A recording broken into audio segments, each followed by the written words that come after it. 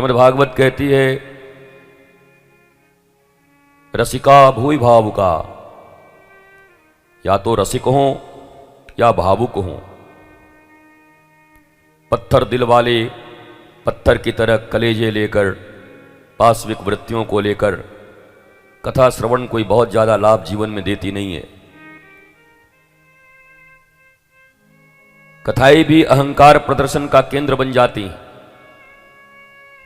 हमने ऐसा व्यासपीठ बनवाया, हमने ऐसा किया, हमारे पास इतने लोग आए, हमारा ऐसा पांडाल था।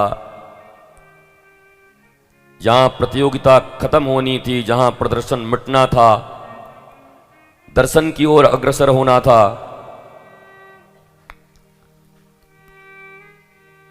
वहां भी प्रतियोगिताएं।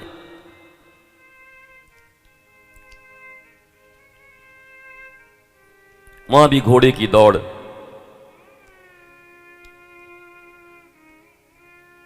कभी कभी जब कोई पूछता है कि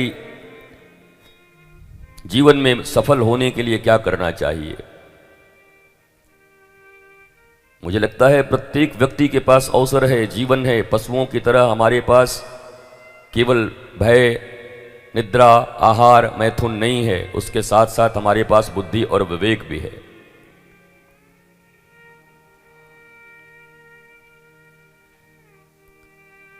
इस दुनिया में भगवान के कृपा के बिना पत्ता भी नहीं हिलता, हमने ऐसे सुना है।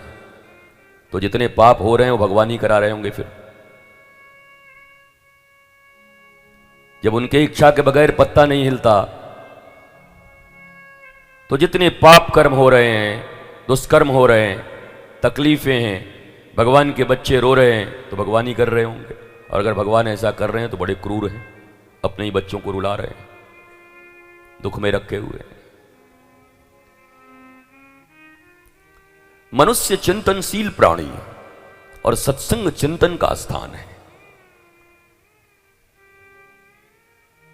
हमारे देश के गुरुकुलम पद्धति में श्रवण, मनन, निधिध्यासन, दीन प्रवचन।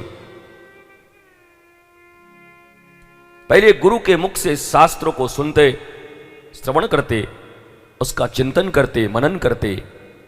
निधिध्यासन का अर्थ होता है अपने आचरण में लाते, और फिर व्यासपीठ पर बैठकर प्रवचन करते।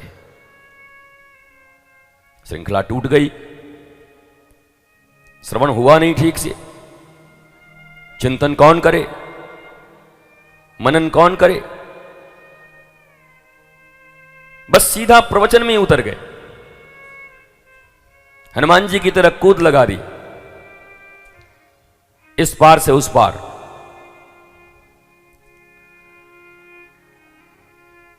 और मनोरंजन की चाह में आए हुए लोग 2 से 2.5 घंटे उनके मनोरंजक गुजर जाएं, वो भी आके अपना समय इन्वेस्ट कर देते हैं। जस्ट लाइक सिनेमा हॉल में जैसे जाते हैं, 3 घंटे का शो देख के आते हैं, वैसे ही 2-2.5 घंटे यहां पे एक एंटरटेनिंग माहौल बन गया। नाच लिए, गा लिए।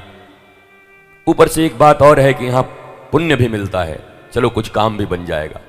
तो थोड़ा तो भय होता है कि कथा सुनेंगे तो चलो भगवान नाराज नहीं होंगे। दूसरा, थोड़ा एंटरटेनमेंट हो गया, नाचे गाए, जमाजम किया।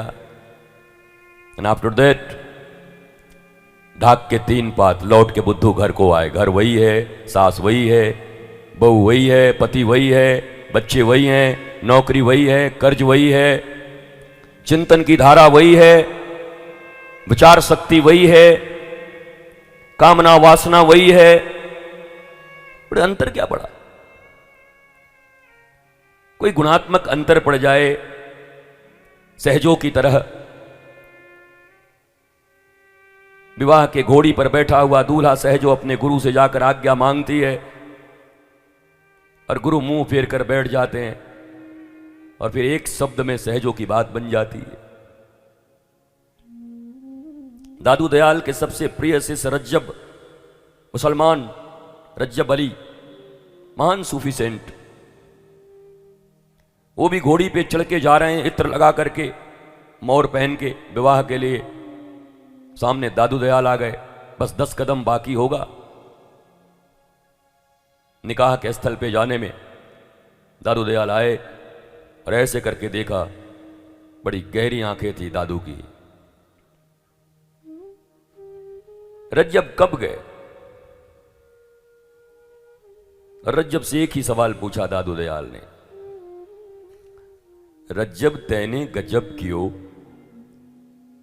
सिर पर राखो मोर, आए थे हरिभजन को, चले नरक की ठौर।